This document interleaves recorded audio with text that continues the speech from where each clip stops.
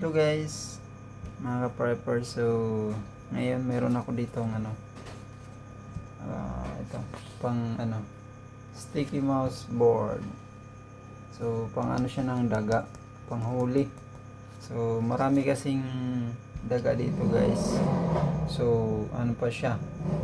Nakikita ko yung mga maliliit, siguro ko anak yun yung mga malalaki. So, kayang-kaya pa dito sa sa sticky mouse board. So ilalagay natin to guys dito sa gilid ng ating area, so para mahuli yung mga daga na yan. May libot-libot dito sa paligid natin.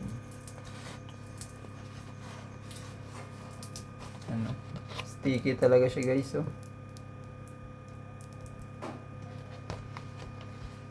yan.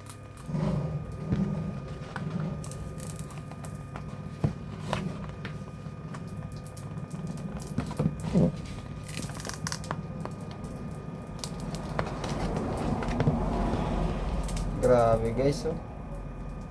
Sticky talaga pag dumikit dito. Sigurado hindi siya makakawala.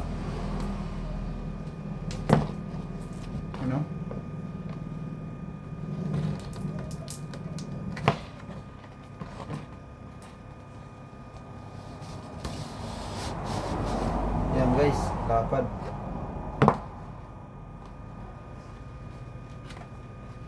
Lagay natin dito sa gilid ng sa area natin.